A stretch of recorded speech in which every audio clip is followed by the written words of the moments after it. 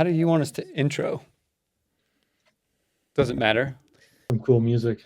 Just don't do whatever what's his name does the ba ba ba ba ba.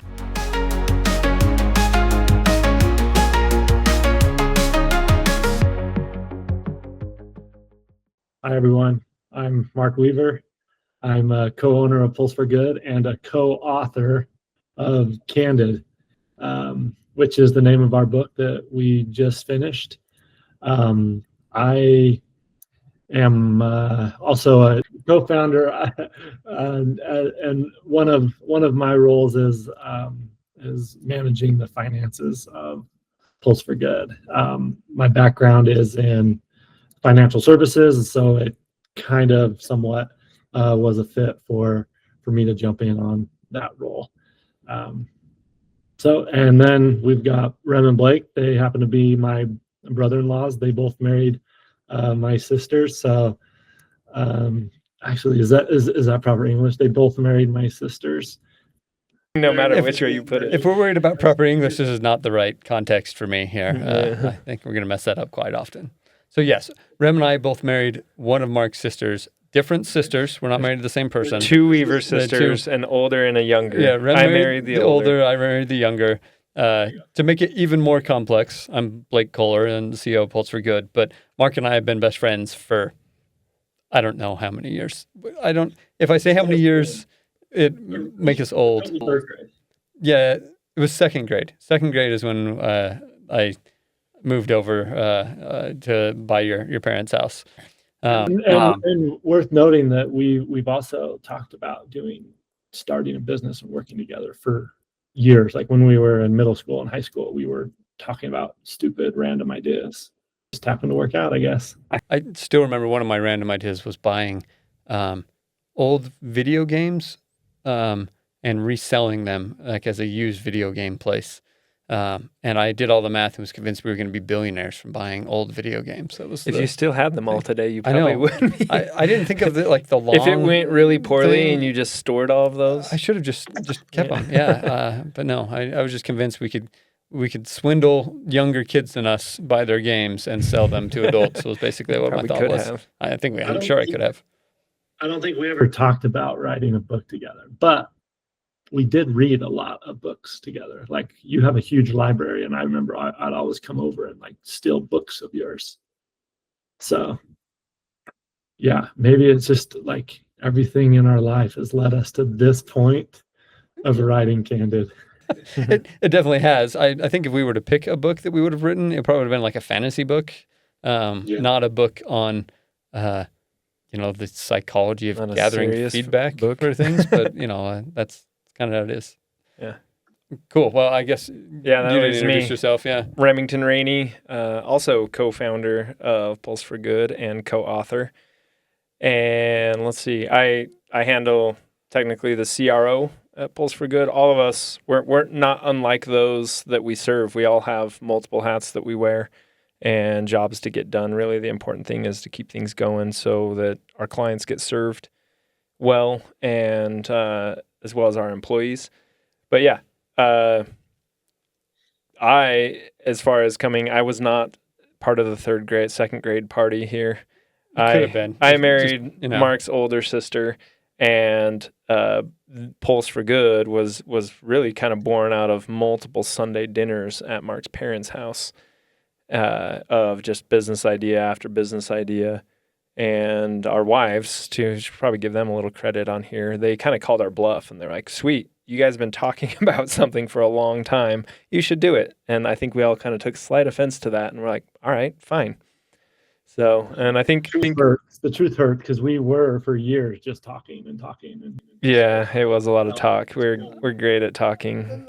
I wonder if they would take that back now. Yeah, if they could. I've wondered that same thing. Yeah, we should ask them. Yeah. So no, as far as my role, just handle the sales teams, interaction with clients. Like I wouldn't change what I do for the world. It's just awesome working with organizations and really just day in, day out, even if it's people that don't end up becoming clients of ours. I get to hear all the amazing things that people are doing every day, the different services they're providing, and where they're at in their stage of serving those individuals. So it's rewarding. It's humbling too to talk to those people every day. So Candid Conversations, I think the idea here is for us to be able to talk about why we wrote the book and the contents of the book, and really just give a different format. If you're like me, reading textbook types of things are not the most exciting. I'll listen to things all day. So the idea here is for us to spread some of those ideas that are in the book out there to the world for those that are interested in getting better at feedback and improving specifically their nonprofit and those service organizations that are helping individuals in vulnerable situations. I don't know if anyone in this world sits down and thinks what the world needs is another book written by people that don't know what they're talking about. But I think the long and the short of it is we go to conferences, right, all over the country, and we speak at these conferences. And oftentimes we're sharing the exact same message over and over again. And so as we're sharing these messages, we have this realization that there's this small group of people that are getting to partake in what this message is. You have to be able to be at the conference, to be able to afford to go there, to do all these type of things. And the groups that we're serving often don't have very big budgets, right? And so it's hard to send lots of people to these conferences. And so as much as, it's great to be able to train CEOs on how to use feedback, the real people that can use this the best are those that are on the front lines and helping people that are experiencing whatever type of vulnerability they're experiencing. And so as we've gone through this, I think part of the goal was how do we distill things that we've learned over the last 10 years into a form that can be consumed and shared without us having to be there. I think in a lot of ways it's an attempt to scale what we're doing. Yeah, and I think it was just a bunch of examples of us getting together after a sales meeting or after meeting with a client and them saying, hey, we're on board. We want to start doing feedback better. We're going to sign up for Pulse. What are the best practices while we're doing this? And I think that's a human nature type of thing, is to jump in and say, okay, I'm committing to this, but if I'm going to commit, I want to go all in. And so our clients would say, hey, I'm going all in. Tell me the best practices. And we could tell them, but we didn't have a lot of formal processes set out. And then we realized we were repeating the same thing, or we'd come back together and be like, hey, can we get a bullet list of what we consider our best practice? Because we all had our own versions of it, saying the same thing in different ways.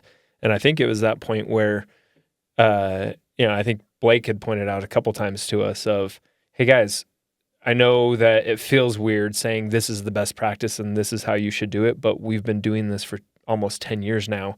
We kind of are the experts at this. And it's true. It's like talking to everybody else. It's a weird thing to realize is, oh man, we talk about this more than probably anybody else on earth that I know of. There's a couple other groups that are maybe big on feedback. They do things a little bit different. But the way that we do it, we've got our own best practices. You guys know in the Olympics when you watch a very niche sport and you think, how did they get that good at that thing? And A, there's part of me that is judging them on their life decisions. But then B, they win a gold medal in something that, that I would never think to do.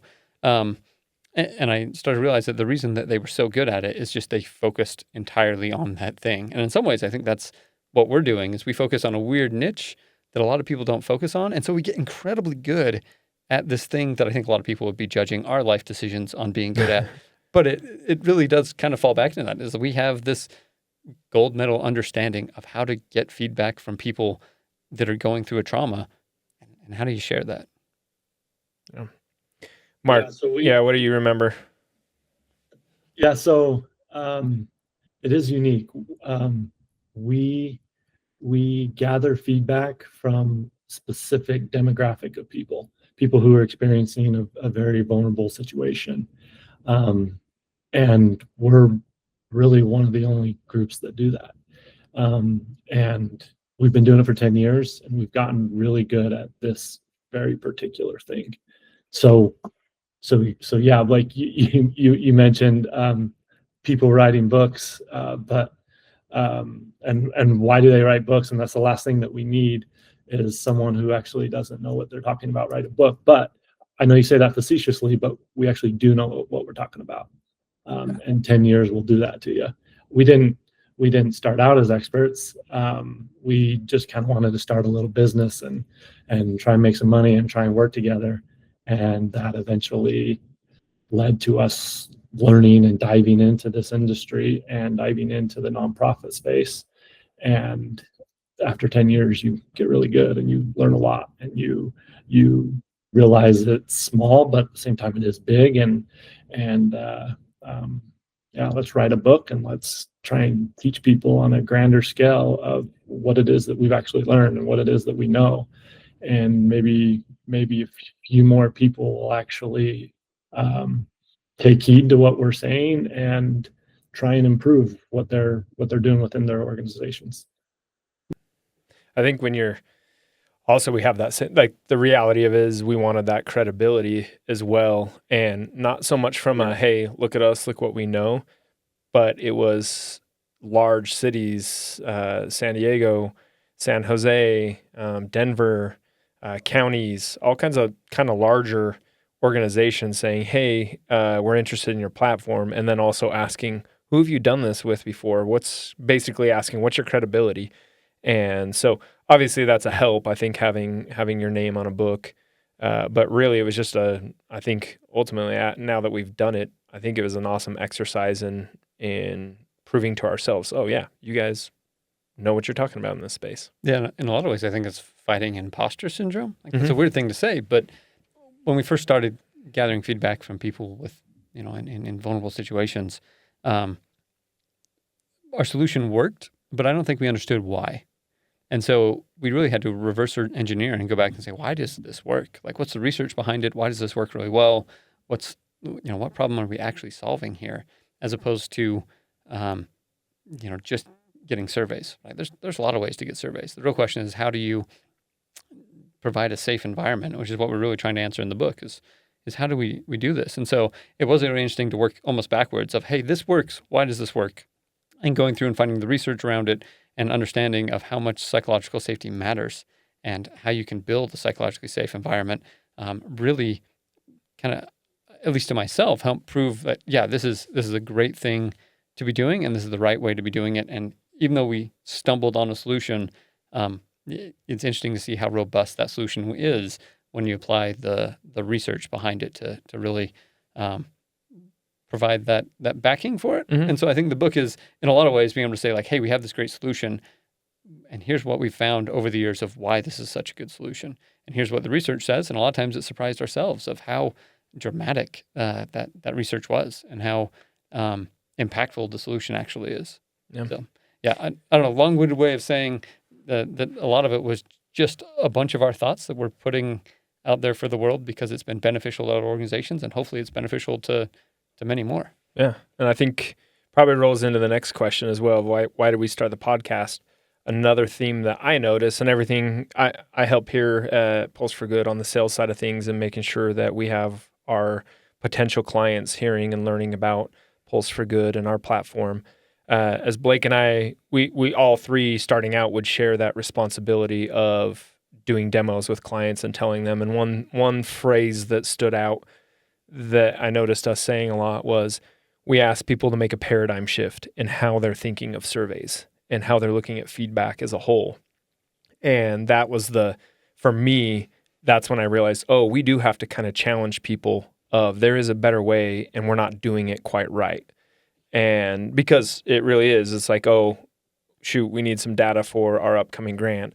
Let's throw together a survey and spend 2 weeks trying to get a bunch of feedback, and we'll see if we can pull out any good data that helps us get that grant.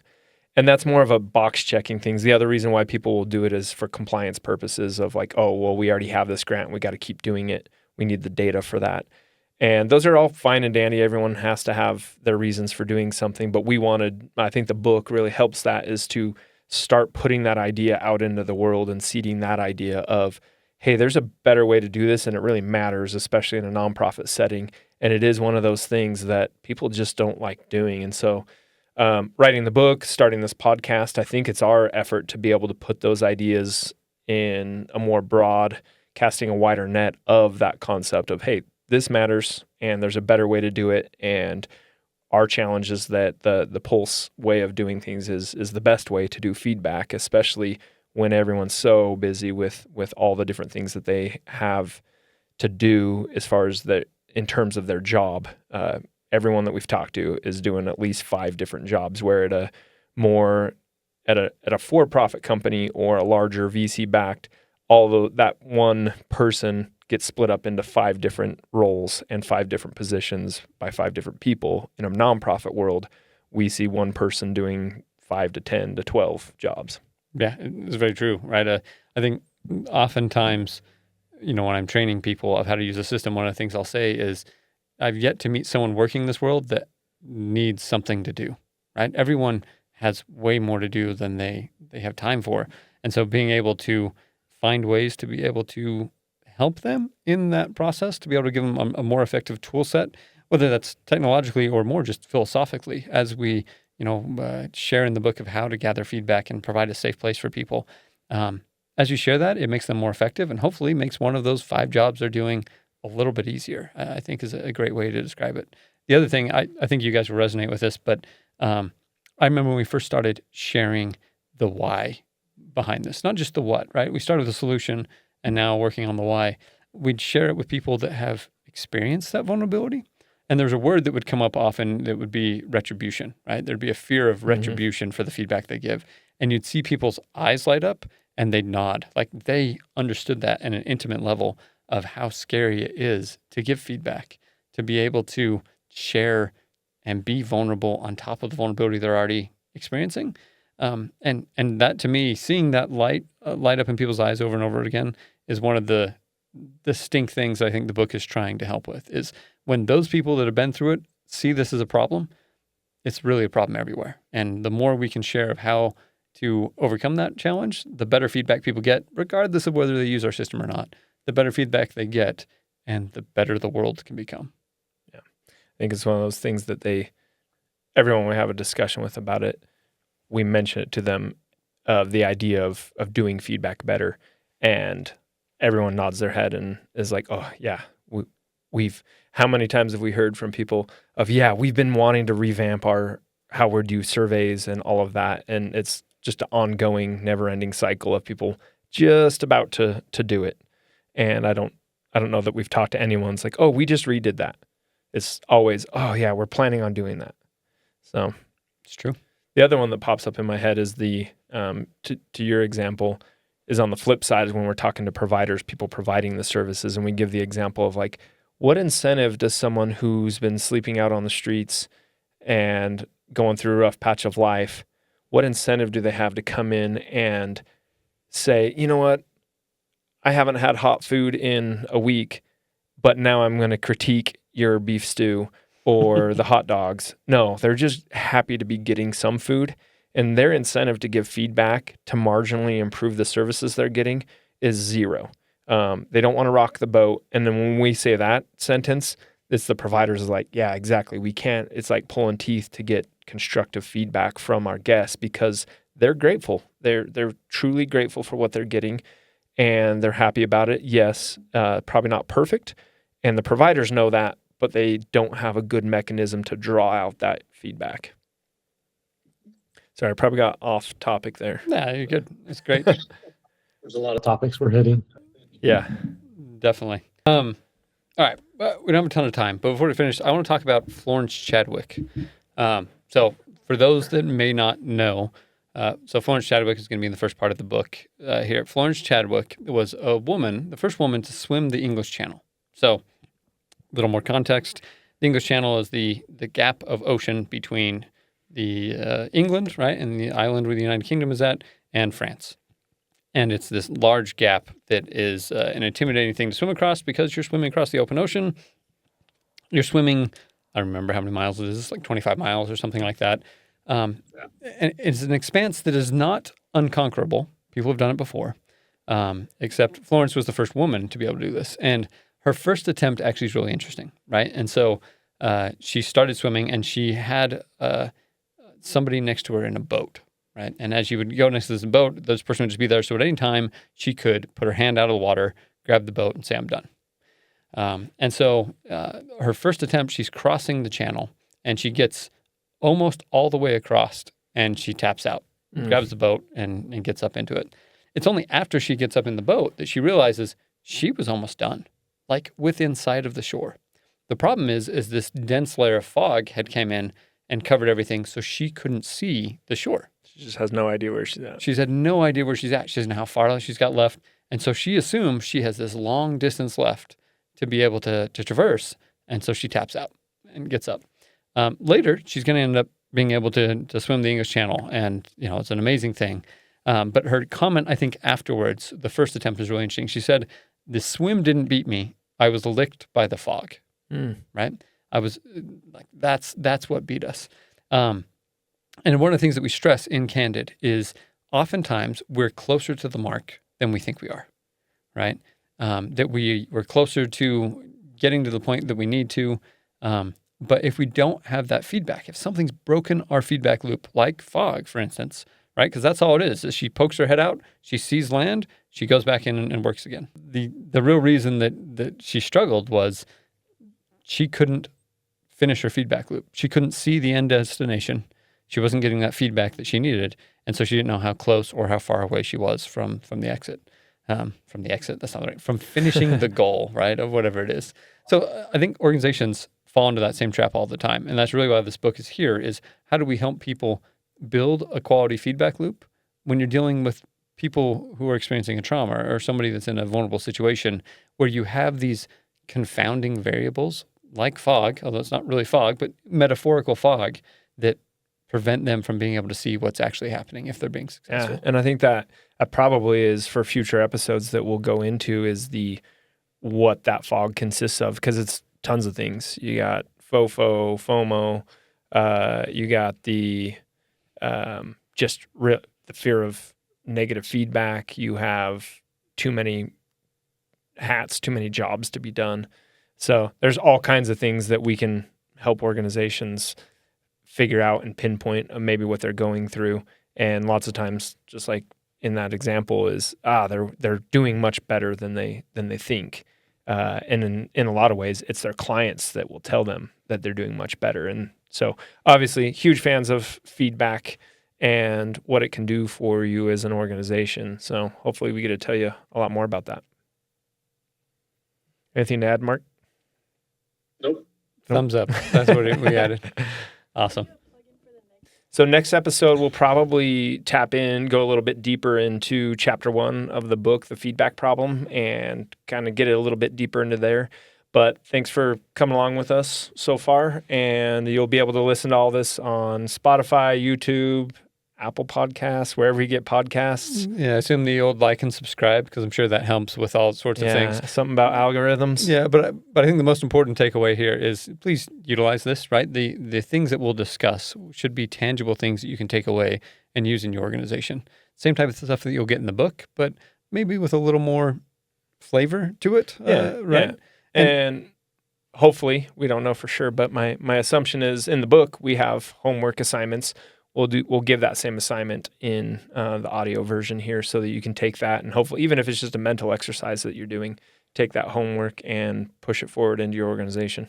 Definitely. So tune in next time. We'll probably talk about Quaker guns, which are a fascinating piece of information about feedback that you won't want to miss.